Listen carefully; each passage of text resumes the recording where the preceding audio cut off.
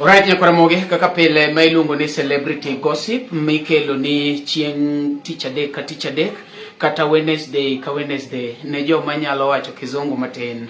Han gi kizungu na moro matin ko samoro nitie mabeta kire kanyo no endo. Hapa ni kaka ni neno kwa lando kayeche endo ni wadhi bedo gi Sylvia. Iluongo ni Sylvia all the way from Royal Media mar Nyakochia Ramogi TV. Wan kode ka endi ni mar wan joluo to nitie samoro mabende wanena nena jogi endi to wakia more about them, maybe kaki luongo gi something of that kind. Samoro be nitiere giminyalo gombo penjo to kaka yude samoro is a challenge to you. Mani momiyo LTN wachunge okang manyime mar kelo no jogo ma wan go ka endi.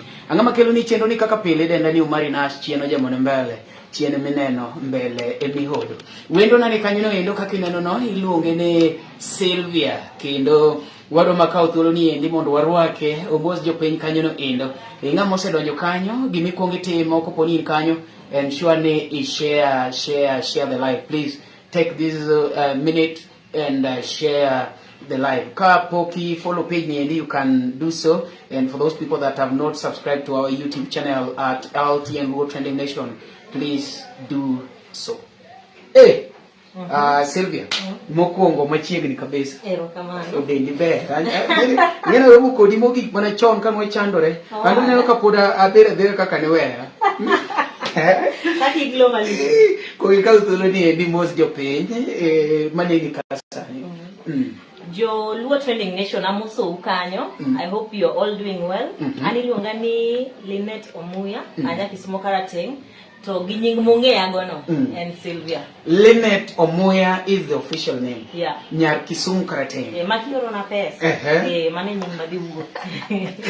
Pesa tado na ori doni poda ome wapato mbele ka ibiro yudo confirm. Koro inge ni kicha kuwoyo tawinjo ka English ni flow sana.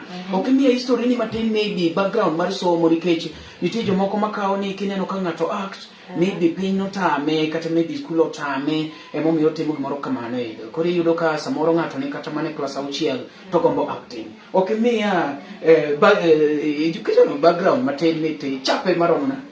Educational background. Dongana tima mar kawaida ni. Achako gi nursery. Wan watimo ga nursery tinden awuja ni in PP1. PP1. Wan watimo nursery, pre-unit, adhi primary school, atimo high school man nyaka class 12 cha. Kasa atimo course na moro matin. Okay. Isomo dala koso Nairobi kanikech yo ma ichwadogo kizungu gi yo milergo okichal bon home, ichal bon tayo. Asomo both. Isomo both. Asomo both. Manyiso ni partly itimo Nairobi, partly itimo Ushago. Achako gi kae, adhi batiko gi kocha. Okay. Nango mono miyo ni kongi chako gi town. Kaste de dala. Ntiere kaka maybe itilafu ni ntiere kwa karo kwa sababu mono dio timore. Gimano timore ni ukifika high school, apparently parents ga no hero school mag dala kocha. Magusago. Magusago molo makon. Nikech no longa skunde mag Embu gi Nyeri gi. Yeah. But they decided near they Siaya. Ekuma somi. Okay. In kaka actress. Mia wuodhi mar actress ere kaka nobiro nikech gini chakore gi process. Maybe wacho ni an natimo drama e school, an natimo ngato be bruko ni an chutho an kata drama katimo school. Gini aduga realize mana later maybe na course na moro something of that kind. How did it happen? Makoro one gi Sylvia. Linet herself, but on the other side we know Sylvia more than Linet. Koro one school, by the way, I didn't act. Kata maten. Okay. Mostly natimoga poetry, singing. I was very good in those. Yeah. Koro bang high school. Yeah. During this 1 year, magkapo kidi campus. Osipna moro longani mondo wadhi Kenya National Theatre. Dongana kowe wadhi. Yini ko ikopo. Bang kopo podalu yalu wadhi kumagedhi timo rehearsals. Yeah. Nongeka kana chako. Achako gi set books. Okay. Chaka gi set books kaka wasanii moko makawaida gi. So but mzuri I found very good people, very good mentors. Manoti yokoda maber. Okay. Koro maybe samana donjo at this acting thing. Who inspired you generally? Like an kane andala maybe nanyalo wachni nanena Jombo Uta, I could see Onjiri, you know, the likes of Wonombogo, the late. So in Namono maybe in you were looking up. Kachako acting. Remember I was not planning. It was not in my mind, which means onge ngamane I look up to. Yeah. That came to happen later, much later when I was in the industry. But before, anadonja doja bachako. This is nice. Yeah. Me cause yepni. Ana cause yepna. Kise cause yepni to yudo ka jitimo rehearsals. Ukaingia koso okay. Donga donje. Okay. Ya kwa yudo kaitima go. Cause yepna. No tema neti mugini.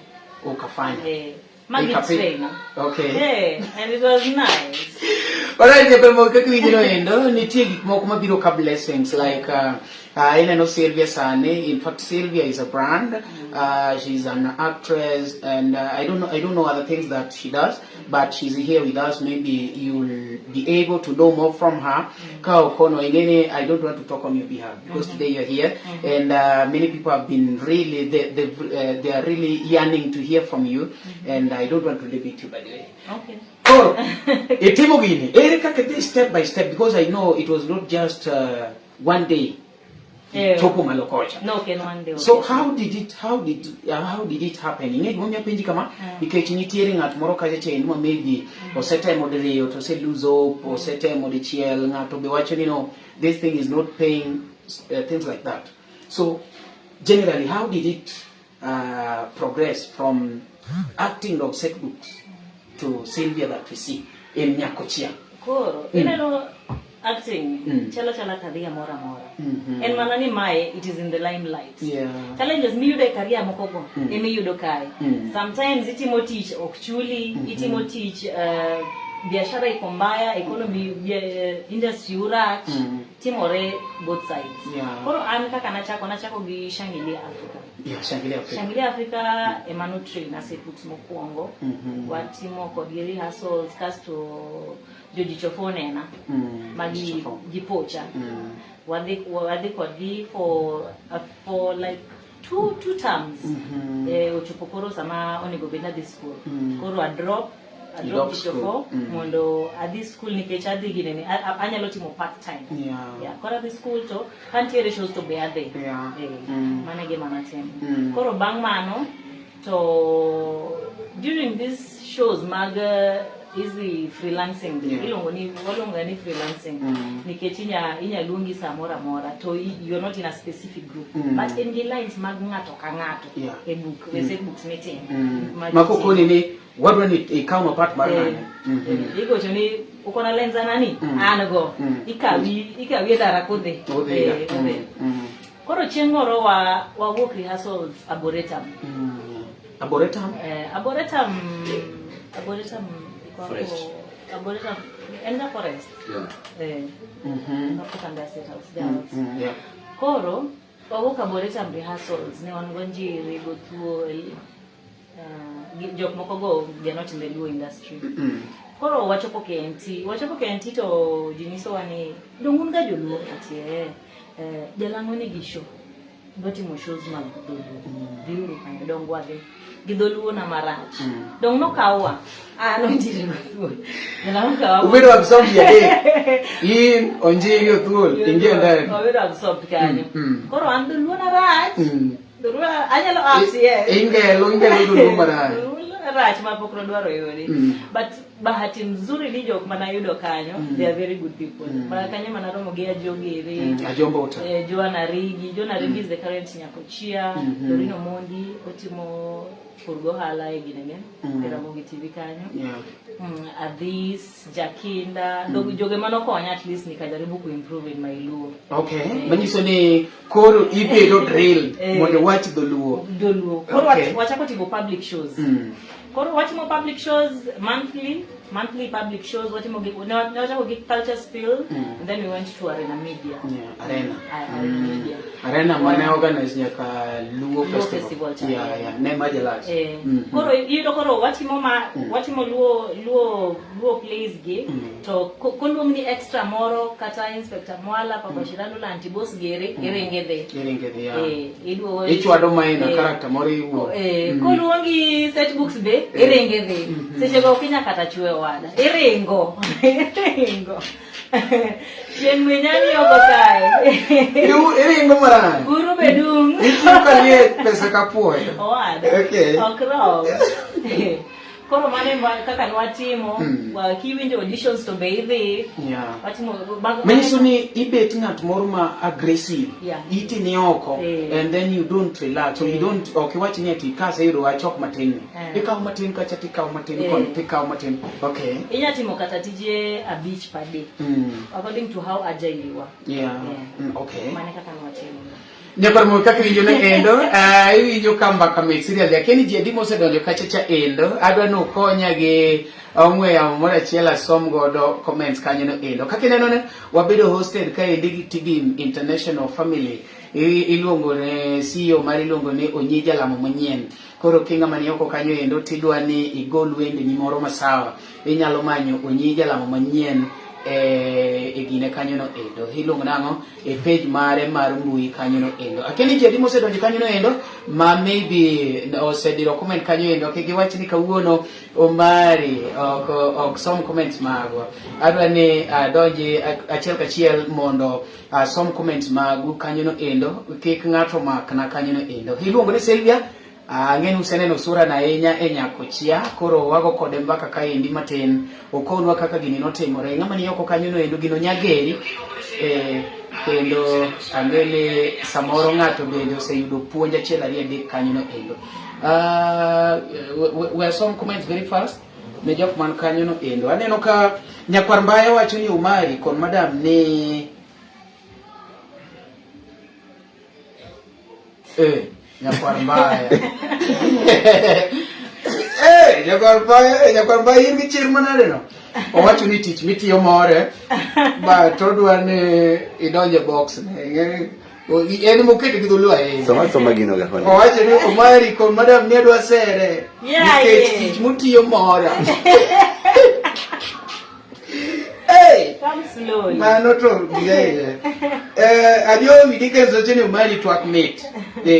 Omari twak mate. Mani koro ujo man kanyo go endo please poku share mundu konjine wasichako kanyo no endo. Okadua gima ng'ato anko ya tich. No Omari kare no setieko. No. It's sometimes hurting surely kopo ni ng'ato omiss show machalo kama koro kinga mani kanyo no endo kaka ng'ane iluongo ni ng'awa nyakwar mbaya kapok isero madam kuonge share owa omera nyinge moko betek owa mawe mareva wacho ni jakenda ema keyo madam jakenda ema keyo madam. Okay nikipata tai. Okay, maga pani jok ma ose comment kanyo endo comment supo dang wadego mbele gi somo kaka gimedo lwar. Cool. Itiyo magi eri kaka ne ichopo koro kanyako chia nikech ngeni katicha to koro Royal Media mondo mi donje kata mana egine do get kende iwe kipande idiko nyingi ya nyingi no se orijo mamokalo. How did it happen? No longer long auditions.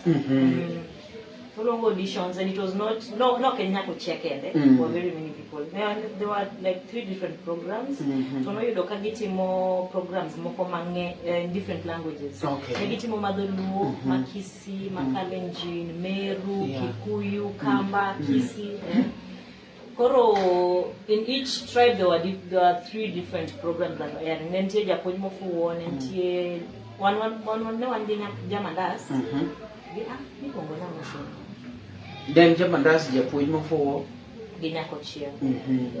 Koro luongo auditions, wali auditions bahati mzuri wakawa. Koro auditions wachako shoot. Koro shoot ni then marview sasa.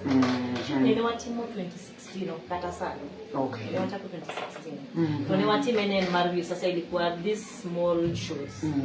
Ya view sasa. Yeah, ya view sasa. 2016 ndo ngine ni Ramogi no Kobedo launched. Yeah. So we shot it, we got paid, where go. Tukajua hiyo story imefanya imeisha. Wamwadhi mbele gihasli kama kawaida. Wamanyo extras, shows moko, wamanyo movies watimo. Pia antokoro industry ilikuwa ikikauka yenye saa sina kazi. Adoge gimana some. Hadi sales and marketing. Yeah, sales and marketing. Yeah, marketing okoro. Samoro tuo midoki uso. Tuo adokoro hadi uso. Choni hapana. Oge gimoro yao. Yonge gimoro but jineni view sasa. Dongo se chuni bicha mo pesa niti. Kuri lungu ni jina kubwa bila pesa. Jina kubwa bila pesa. Hii ni setting program, wakakulipa vizuri, ukaenda ukafanya shughuli zako, pesa ikaisha. Kuri dong ni nyakichaki mani kake survive. Kuri chuno ni ichaki doge gimini somo. Team sales and marketing. Sales and marketing. Okay. My sales vatina temo. Ati mo sales kayudo gimoro matin be adok kendo. Kayudo extra moro to be nyaka dogi. Kayudo kolunga extra kata en mana mar like beach nyaka dogi okawe. Nikech na hero usani. I fell in love with it after to join. Yeah. Okay. So mano nyiso ni yomiwa chugo nyiso ni talent gi education they go in tandem. Because you are saying ni niti samoro makoro rido rema chuno ni dogi gimene somo cha. Mana dear. Token kata mano kende, kata gima ni somo. Kweli wacha kata career tune ya walimu, a simple career like teaching. Yeah. Teachers don't give businesses okokai. Nyake medi ibedi yen kamoro matin min medo. Iwa ni mondo at least usisafa sana. Usihangaike sana. Nyake medi gigi moro matin. In short, you are trying to say ni people should not depend in mora chia. On one income. Okay. Okni acting kende, kata ginene mokogo. So unafanyanga hivyo unless you are comfortable, beda mosicha machama chiela. Seche ma imegongana pia wewe pia unakaa hapo nje. Yeah. Okay. Koro usechulu pesa marview sasa gini userumo. Iwache ni bwana anu kora doge gi adongas hasol matin mayudo abiro duogo Koro Ramogi bedo launch. Koro Ramogi bedo launch.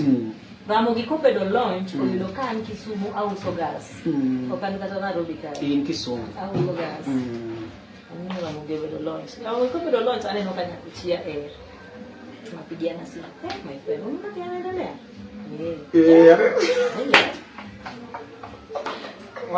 nikechongea mwenzi wage madembele. Unu nene na kosi cha kosi cha hapa ni purgi temo ni konyalo pick. To yuru ko pick. Pick maber. Donen December. Koro January kai igochona gi nyako moro ma RMS kai. Olunga gati tije moko RMS kai. Yeah. Okenya ni in free. Koro anange ni matij mar weekend kata Friday. Kora pango kakanyalo hepo job mar gasni au Kisumu bino ngo shoot pio adobe technique sales na kitini ati ma 24/7 hakunanga hiyo freedom nyingi. Mimi sani hii Kenya tuna nini ni long term. Tutakuwa na meeting na nini sana sawa abiro. Ngabiro Nairobi. Abiro Thursday Nairobi. Watimo meeting kara wabiro sign contract wana kia. Ndio sign contract anakia. Mane kaka nawe tigas ni. Lakini era miero go sana ainapa ni ogini kichinge di yuari matin nyiso ni doba. Doba. Kecho koko ni be one sign contract something of that kind.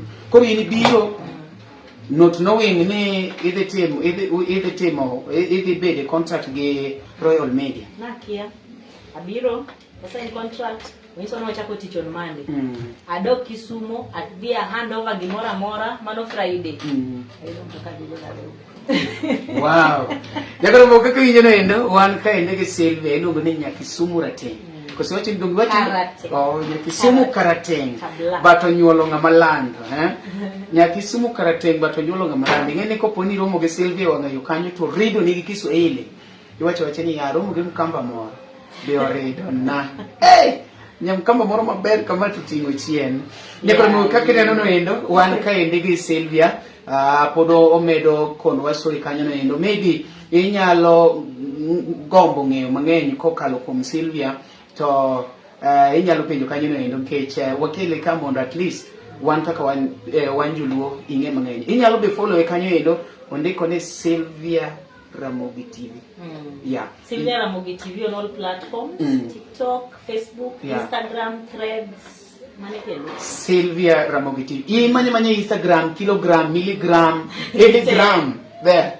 Sylvia Ramogi TV. If you look at Google, by the way, Sylvia nyake Google. Google will tell you more about Sylvia Ramogi TV. So, kain kanyino endane no kain kaya over 60,000. You know, my kingdom maber munya look at 100K. And when she reach there, we'll come back to celebrate with you people. You know, nikech unema uketo wambele. Wawachane, our fans are always our kings. So when you're there, we salute you so much. Cool. Sani in professional, senior, everything, and you have everything that it takes to be an actress, an actor, or maybe any other thing that people need. Like Erika kiyude oyot kosote kosen challenging kosomokore kechwan tetu agomba ni yani sechel kanya yuda katane abere na yue kumajo nyakochie tuge. I'm just okay.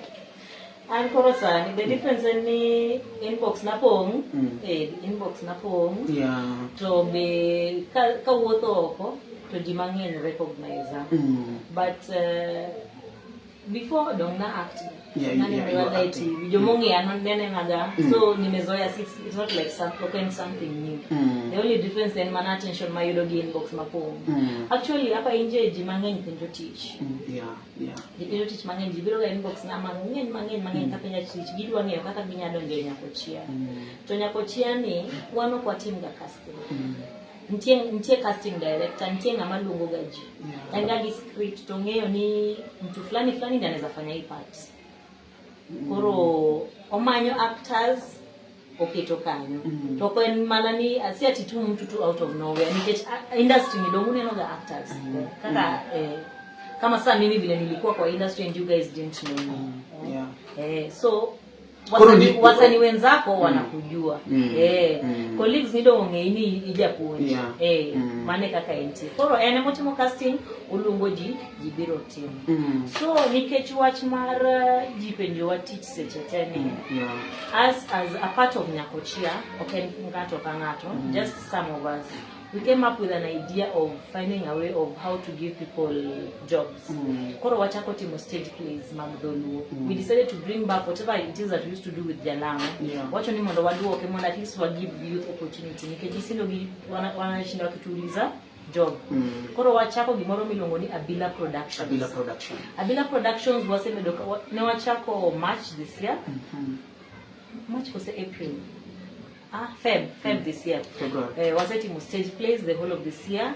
To from since last month was able to koro wangine wa repeat plays man watimogi live at Facebook koro not on stage sasa so that anybody mwenye hakupata opportunity ya kuenjoy akuje experience kwa Facebook live at least akuje enjoy so for those people who have been asking for jobs we always tell you guys to go to Abila Production page. You know page mara Abila Production iyo inaoro pichani details gigime dwaro kas bang mano wan gi number wa mawatiyogo number ni en mar WhatsApp kama neno ni you qualify for anything wabogochoni waketi e group wa Marabila Productions so far we've added we have four people that we've taken in this year. We cannot take everybody haraka because unajua hizi vitu they also costs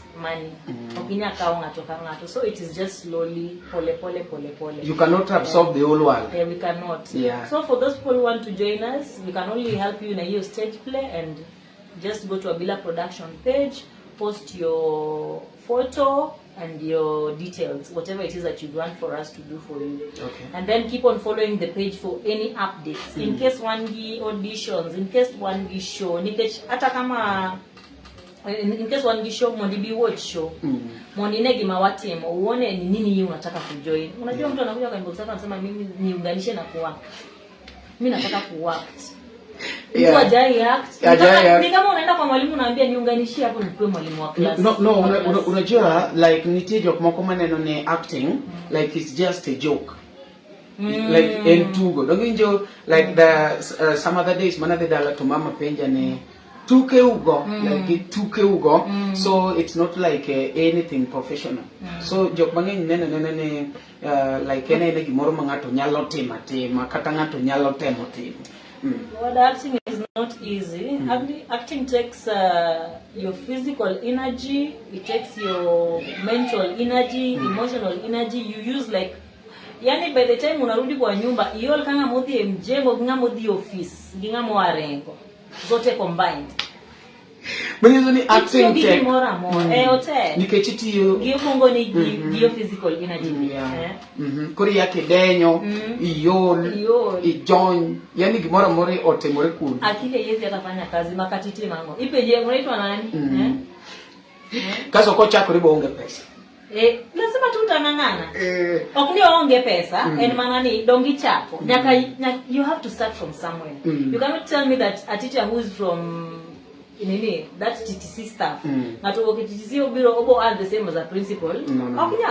You have to increase in education, you have to increase in experience. Exactly. Don't mana die. Baba one boy no konene Omari. Gini nigi pesa, to gini onge pesa. So and both sides. Onge pesa to and pesa serious. Okay. Kurusani. Like you are a celeb in Luoland and any other places, imagine any end. Erika kayo de samoro iwachane like in celeb but koro mfuko ni managi 50 bob tigwa choko town. I think you bolt and 300. To 50 bob to ninya kiti town the public. Erika kiti mokani. Donga ida matatu. Ha? Ido matatu. Ido matatu kuja pe. Ido matatu. I live according to my means. Okay. Omada. Okay, niambo. I live according to my means. Hey. Ino jere matatu kiji. What? I don't joke I matatu. Samoro matatu po unjilaro record buchwe. You stand with them? Don't want to laro. Uba mundo kotogo yangu. Okay, Bargoro, how do you take it? Sama ichung kama, ichung imako gari, and then your fan is there. Like you look familiar. They start this way by people. Then you keep your page. But like any child, na they are. Child that got a kanya kuchia. Manona, Sylvia. Yeah, Manoan. Then Nano is shocked. Sending on a shock more actually, manga machungon. How do you take it? Now, Erika Kayini Kawe like Gimakamanu was a Timurani Katamani Tokame. Mara me, I don't have a problem by the way. I don't have a problem with my life. Kaka dakani sana, kaka antie. Sylvia ni emo yuda. But I'm kaka antie. I am okay with the way I am. I don't matter. Kaya no matter kuwe mango, abo ido matter. Kaya no matter peng, abo ido peng. Kaya no matter woto, abo woto wada. Okaboda di mama ongego is a lie. I will not. Everybody's going in your private talk, a pen, things to do with matatu and everything. I don't know. But Ngimamaru celeb it's somehow challenging or it's just okay. It is very much okay. Inalingana na vile wewe unaichukua. Unaona unaona watu, people are different. People are very different. There are people who kuna watu wanakwanga wamejieka maisha yenye hawako. Si ati ni mtu juu ni mtu ni msanii peke yake. Unapata tu hata mtu mwenye ako kwa sekta nyingine ya job, bado ana behave very different. Ana behave yani I cannot do this, I cannot do this, I cannot do this. Si wasichana pia wako hapa nje wanaishi maisha nini? Fake life. Nao si wasanii, si wako wengi sana wenye lazima wapange kaya. It is true. It's just mtu it's just a person. Kaka inti. Mwenye suni yani kaka you handle yourself. just you as a person. Mimi siwezi sema ni wasanii. Ndio wasanii tuko wengi tunapanda matatu na tuko 2 feet. Hakuna mtu mwenye ana complain. Tuko sawa na kupanda mati. Tuko sawa kupanga line, tutapata au tumepanga line tunangoja mati tutapata utatusalimia. Kama tuko na doya cab tunapanda cab. Okay. So Sylvia kaka insane. Ingeni intokoro maybe imedu problem sana. One, you are beautiful. Secondly, you are bright. Yani the beauty and the rest, you know, from the color itself. You know, we say that the beauty so let me talk of the brightness of the face, right? Koro kimedo useleb and the brightness may go the face. Do you find it easy? Kiwotho and you do everything. Ngene ka nyako ma ok celeb. Emanyalo bedo gi problem ka wuothe ndara. Yani wuotho matin kama ji oluonge tu. What about you? May insani ngato nyalo donjo kata page ni like you travel a lot, ji mang'eny ong'e. How do you get it now? Mondo nyiri ma oko kasi be nyalo get experience from you. To gi kaka itiyo kodgi. Omari. Nyako ma jaber bing'e ni ok serga. An ok seraga. Ok seraga. Ananya wuto akae bado nyaka otongi ng'ama wuoyo koda ging'iya. Joloro nyiri maber. Sure. Nikech iki kibo chopo standard. An ok seraga.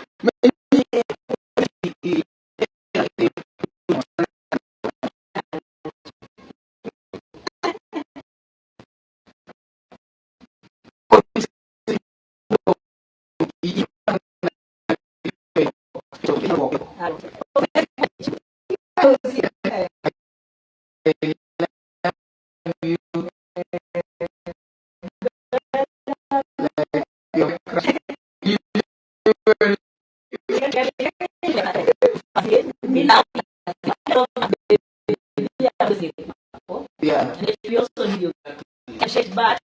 So say you mapenzi yako nayo ni zile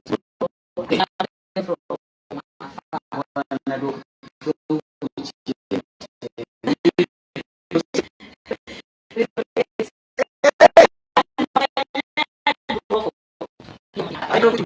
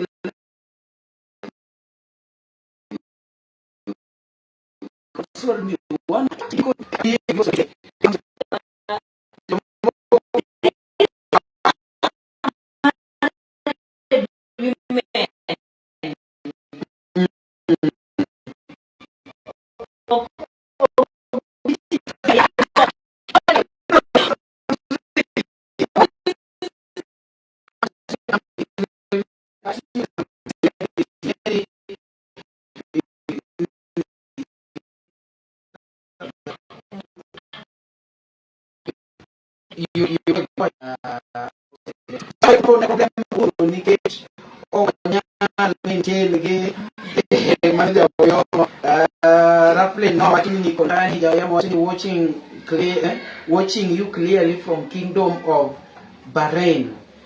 Professor Patrick wacho kachani awinjo makare ka antie Eldoret town. Maniluongo ni Professor Patrick Jaoyama wacho ni penje ka bende en gi nyamin gi moro mapod tin, asking for my single brother.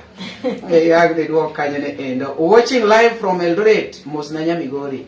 Nyamigori Oga. Professor Evans Kidero wacho kachani watching live from watching live Mosna Sylvia Musiepna. Mano Evans Kidero would molem. Emma Chim watching live from Ongata Rongai. Okay, Oguela Junior watching Mosna Jaberno.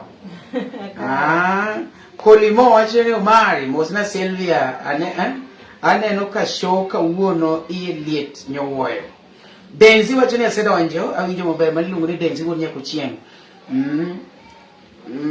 Apana se somo mang'eny mono ne kanyo no endo kaso ni wacho ni fundi wa mitambo akeni seduogo awinjo ko seduogo kanyo no endo kendo koro iwinjo maler kabisa. Ing'ama ni kanyo no endo, what you can do, please share the live koponi in kanyo no endo mondo mi wachop ne ji mang'eny kabisa. Aneno ka wan ka chendo gi Taflin no ne miluongo ni ng'ane Riziki. Riziki echo neno all the way from home kingdom of Dandora. Of Dandora. Iketo gini. Very good. Apane gin kanyo no endo. Koro ne pod wan kae chendo e wach mar marriage kaendi. Now actually celebrity specifically. Let me not talk of other professions because this one is a celebrity gossip. Iwacho ni celebs mang'eny kabisa. Ng'eny gi onge gi chuoge. Ang'eni koro kanya wacho ne jok moko go. Ini nyawacho mari. Yeah, akia kaka gintie. Okay. Wacho no mari kon. Kech jogi apani be another reason ni ji oluoro maybe, but maybe let me hear from you. Koro Sylvia dong'e ni Sylvia no ken gi brand jugu. Giwere. Koro Sylvia ni kanyo gi luore. Aneno ka giluore gi odi. Giluore gi odi. Mano gima dhi mbele gi Sylvia. Giluore gi odi. Okay. Koro gisani nyalo wacho ni in engagement cause Sylvia dong luore gi odi. Giluore. Aneno ka giserore kanyo. Manyiso ni maybe waket geno ni mbele ka. Akia kaka gipango we wane kaka odhi.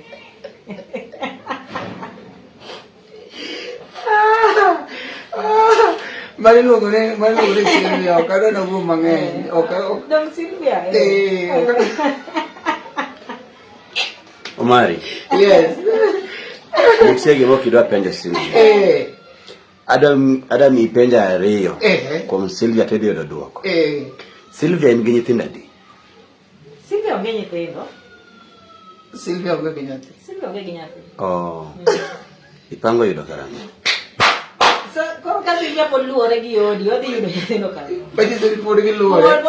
Pod poko yudo ng'ama dhi miye. In emi mako break kose jogi emoringi? Akia Sylvia koro mong'eyo. Gine ma ging'eyo. Nikech ne gichakore gi Brian for 5 years. Nikech kata Omari ni? For 5 years ma giwere. Koro sani, apani ne nikech onge relationship sani. Yeah, because last time chanotiyo e hangla. No mielo hangla. Sylvia ne mielo hangla e ba. Thank you. So Sylvia, I'm under prayer. Alemo sani kenda tuwe kabisa. Alemo no wadwa moro. Minongo no Omari. Mabe nyicha alemo ne mondo obe Kenya sayo konyo makelwet nyanya. To koro kane gumi aendelea lemo. Nikech Omari is already. Nikech Omari is here. Sylvia is also here. And as I can see you here on screen, you look like a family. Sylvia is a rogiodi. Odi bo blau. Ka one two characters. One Sylvia, one Lynette. So unless they specify one more no maber no en Sylvia one linet pokwane one linet pokiwo be akiae kare Sylvia anange Sylvia Sylvia to kare ni engagement Sylvia lao already yodi. Oh, okay. Yeah, Sylvia. But onge ngate mana ni odwa mi odi chance no. Odi en nga. Odi en boyfriend ne. And boyfriend in quotes. Marcel. Odi. Odi dance. Odi wagwasi. Odi wagwasi. When you jok mo we ku megege malikoro characters. Ile no. Odi go. Mago gin jok machalani. Bwana yino kine penyo bwana. Wasewe ichona. Okay. Baby na no modatani. Yeah. Nyakora mo gisama podi tango no picha kanino endo. Medo paro nini wan kae ndege akena dende ne Linet nya Kisumu karateng. Katinya lo dendo ne Sylvia mar nyatenya kochia. Na kae ndi wan kode kae ndi kendo aneno ka porwadi maber kanyo no kendo. Sama podi manyono kikono ni sani itimo acting ka main job so pod en side hustle. I'm doing it as my job. Okay. It is my job. It has always sijai chukulia kama side hustle ever. Makataki katandalo mono dasore no. Katandalo manati mo sales. Atimo sales but nikiitwa job ya acting hata kama ni 5 minutes. Najua hiyo ni job nimeitiwa. Nakimbia ndio. Okay. Nikicha the end of the day going to give me money. Kwa hivyo sichukuli kama side hustle. Can side hustle. Then teach nikichomia pesa. Kuna disadvantages mo kama maybe saninga madu adonje acting must have in mind. Maybe sekale and the rest. Sani to advantages ngeni mo disadvantages. Sani nti social media. And guys have taken it jilosore social media. You don't need to go to this mainstream. You don't want this local TV stations. Mawati yo si lazima uende hapo. Donc jinia TikTok, jinia Facebook, jitrend, create content. Gimata mimi ndi begi nene wewe peke yako. Wewe peke yako ndio utakuwa unajua. Ndio umechok subscribers, umechak an. Ndio ngitaka gimata ndogo. Mundu umechok subscribers, makoro ichak chuli is the problem. Chaka gia deck my ndogo. Na sasa unaongezea na hiyo nyingine kando kidogo. Okay. Hauwezi sema ati utangoja sasa uende kwa sasa subscribers sasa hiyo ndio challenge next.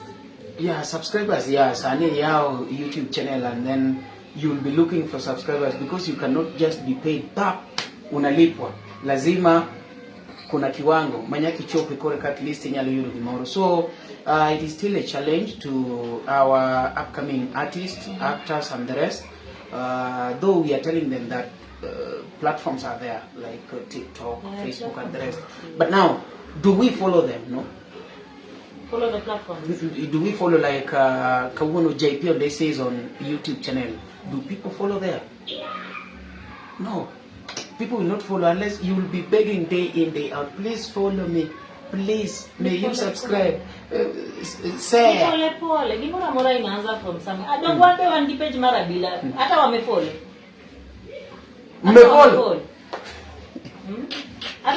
Hata wenye wana comment hapo unadhani si wote wananifollow as Sylvia as much as they know me. Sylvia Ramogi TV. Ginge ndio. Do they follow me? They don't. Wewe tu nini? Ile ngoni consistency na persistence. Hiyo tu ndio itakusaidia. Yeah. But ukiangalia the negative side of things all the time. Hakuna vile utasucceed. Lazima uwe optimistic kwa industry. Okay. Lazima uwe consistent, lazima uwe persistent. Okay. Hao watu wanini share hiyo page yako, share. Watasema hata leo ananiangalia huyu by the anafanya. Hizo nini anafanya? Ataangalia, atalike, atasubscribe. Kosa. Hii kaka Sylvia. Ina inurikani in the next 5 years gi acting mari inyalo so production mari yani in vision mar maybe bedo ge theater production or something yani a vision it according to the what you are doing. Currently we are already working on that.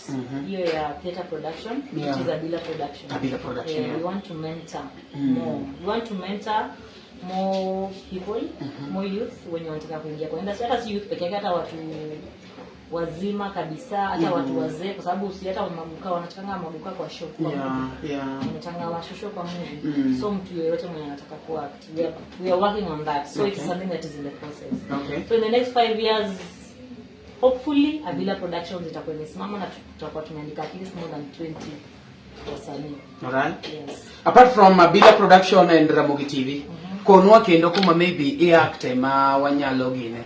Wanyalo be follow wangi achela yede. Imbende igolo clips at TikTok, so they got live on Facebook. Apart from Abila, remember apart from Abila, where else do we get you? Apart from Abila Productions, I am not a TikToker. I do not produce content on my own. But you are on TikTok? Yes, I am. I am on TikTok, but I do not produce content. Okay. I am not a comedian. Also, you do, but not all TikTokers are comedians. So let me ask you: do you share your Nyakochia clips on TikTok? Yeah, I share the clips that are going to come, and then I share Abila Productions, whatever it is that is going to come on TikTok, right? And when I go live on Facebook, it's usually about the Abila Production page or Nyakochia. Okay. Yeah, I tend to maintain ikuleako. Yeah. Sana. Okay. Gesani ni endi adwane iwo egingato mandala kajisendo because Joseka ne like kiwinjo Jalango you'll get something like National Theatre, kiwinjo Njili National Theatre, kiwinjo Lenet National Theatre. Ere kaka ngat mani Bungu Theatre endala enushago to will come machukuma untire nikech unu go back National Theatre, which means at least we do tire ubedu town. Konna ngamandala chaento koro yudo na nkech mundu michop National Theatre will take him a lot of days, maybe what neonge Nairobi or kubisomo Nairobi, but any talent and dala gimombi wanu wacho National Theatre in Nikech by then most of the acting activities were limited to Nairobi but sanigi internet the technology kako the give pollution vile kila mahali ukiangalia hata set books sane enya yudo like Jichofo used to go and perform like everywhere like us nikijoin Jichofo tulikuwa tunaanzia Tala, we go to Mombasa, we go to Malindi, we go back to by then ilikuwa inaitwa Rift Valley province, we go to Western, we go to Nyanza, tunaenda hivyo pole tukirudi tuna transverse the whole country sio but right now ukienda Kitale kuna group ya watu ya wasanii wa Kitale. Ukienda Kisumu kuna dancers wa Kisumu. Ukienda Bungoma kuna comedians wa huko. Ukienda wapi Narok utapata huko kuna acrobats. So unapata usanii iko kila mahali na kila mahali watu wanafanya kila kitu. Like for example kuna project fani hapo hivyo ilikuwa ya government nilifanya. Tulienda tukaconverge mahali sisi wote. Tulikuwa na wasanii kutoka kila county. Unapata kila county iko na doya wasanii imeka hapo hivyo mahali. Which means you're not limited to Nairobi. You don't have to come to Kenya National Theatre. Kuna groups huko. Kuna wasanii huko. Like si kuna TV stations in Kisumu. Kuna radio stations huko pia. Kisumu, same in other different counties. Why would you limit yourself that you want to come to Nairobi? Na bado uko na mtandao, internet iko kila mahali. Kama sasa uko na smartphone. Guys are watching us live from Eldoret. Like watu wanatoa festivals from here, wanapeleka huko. Like hata your festival ndio ishe. Used to take it to Kisumu. Why did we take it there? Kwa sababu Kisumu pia kuna watu. Ni kujilimit tulikuwa tumejilimit. Hata mimi sasa watamiki kulemeka. Kwa hiyo kiki limit. Do not limit yourself. Don't limit yourself. Not. Start from where you are. If you are in Nairobi, then well and good. Great. You are in Kisumu, right there. Homa Bay. There you are. The other side of Kisumu, Karating. Siaya. Okay. But then yabedo Nairobi. Yabedo Nairobi gigi mora na bado hakuna penye utafanya. Inalingana na kutaka kwako. Exactly. Kakiduaro. How much do you want it? Koro waweke to mind wawe fixed to Nairobi. Yeah, I have to come to Nairobi. I have to go to Royal Media. I have to go to KBC. Chaka commentary no pare. Chaka katagi clips matindo tindogo. Unachagua tu kitu yenye unaamua unafanya. Nani usipiga Lulu react gi jonjira no yika gitimo shows gi pages ni YouTube. They wanna upload content na kocha be ni page ni and YouTube page ni or upload content ni otimo. Hiyo afani atiju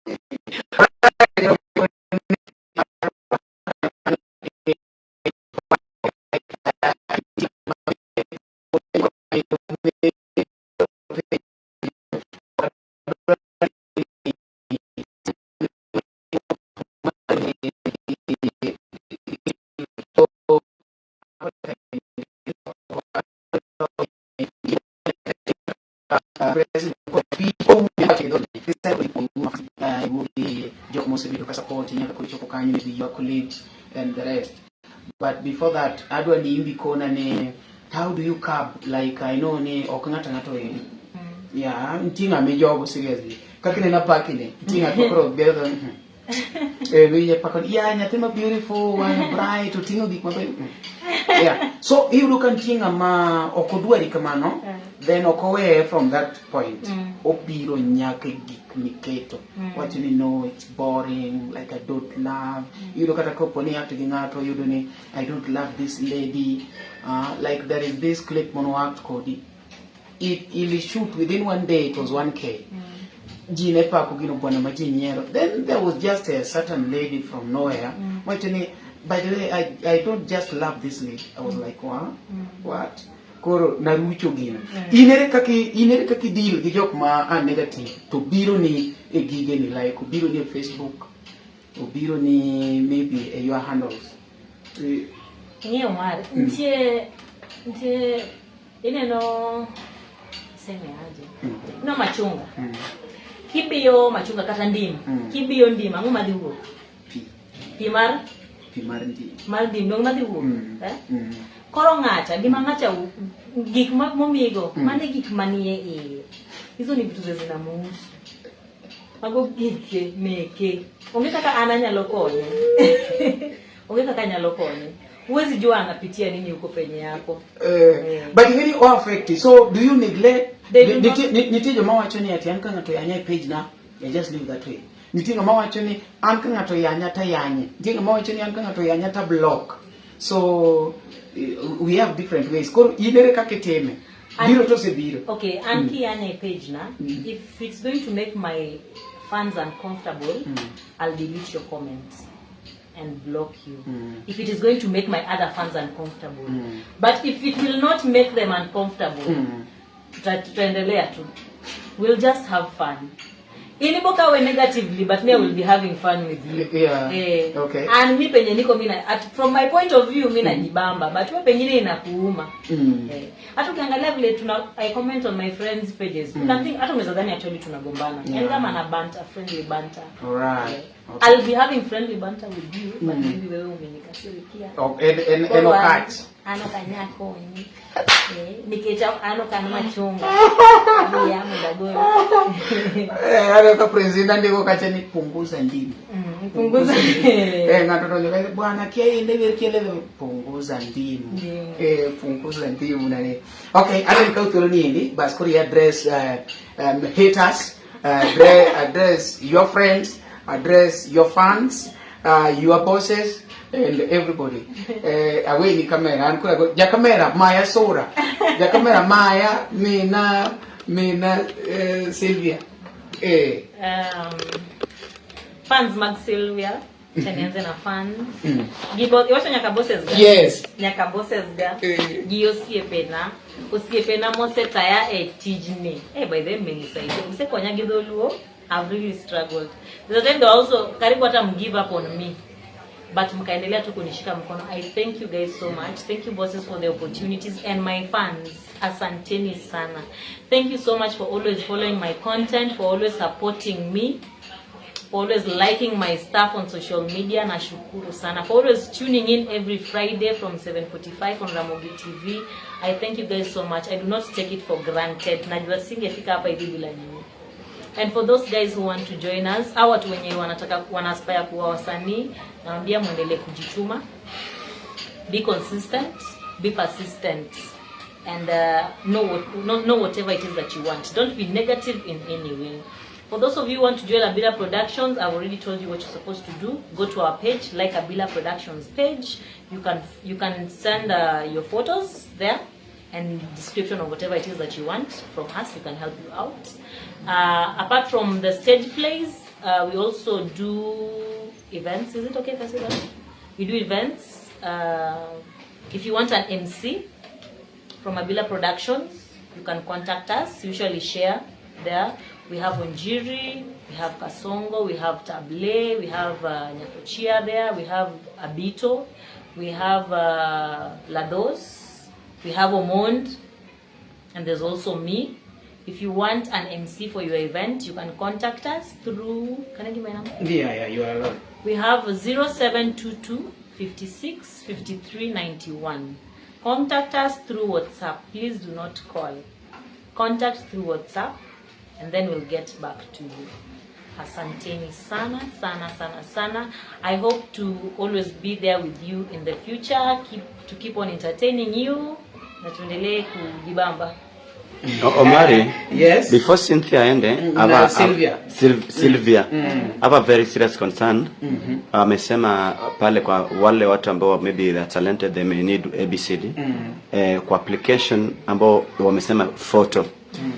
When I'm sending my photo there, what are you going to concentrate on looking? Maybe what is it that, because hii ni job sasa mtu anatafuta. Like nini inaangaliwa pale? Decency, beauty, or handsomeness? It depends with the character. Okay, mostly utapata, even apart from sending the photo, we'll even ask you to send a monologue. A video monologue for maybe 1 minute.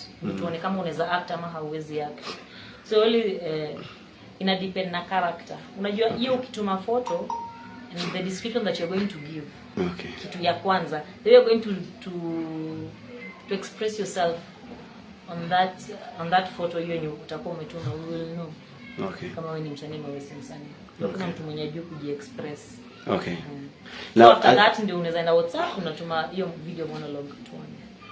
Wewe ukiniangalia naweza kuwa msanii. Wewe? Unaweza kuwa. What do I have? Hakuna mtu mwenye kuwa msanii. No, kwa sababu ile picha itaonyesha kama wewe unaweza kuwa msanii ama wewe huwezi kuwa msanii. No, amesema apart from that picture they will need a monologue video, video monologue, something of that kind. Maybe like ineno kaka ndika uji Ramogi TV nenti jokma uru clip moro matin madaga chiel ya Ramogi wakelo ne something of that kind. Watch this person fits.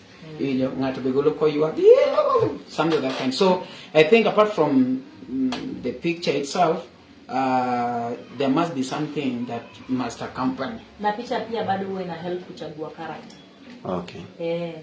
Jisa maybe nataka mtu mwenye amevaa suti, mtu mwenye anakaa aje, mtu mwenye anakaa style fulani, inasaidia bado na casting. Okay. Hata sisi siku hizi unapata hata auditions mostly as much as watu wenda physical auditions, kwanza watu hutumiwa nini kwa simu. Unaambiwa send your photos and your name, that's the requirements, and age. So when you send, wanajua kama huyu unaweza mcast. Taangalia height yako, anaangalia complexion, vile uko physically. Unajua nimeuliza hiyo kwa sababu sasa hii Photoshop ama watu photo man imeharibu dunia. Unakuta mtu ameenda kwa picha, amepiga picha, kufiltiwa. Mpaka una admire huyo unaona kwa picha. Then akikuja kwa real yeye is a different person.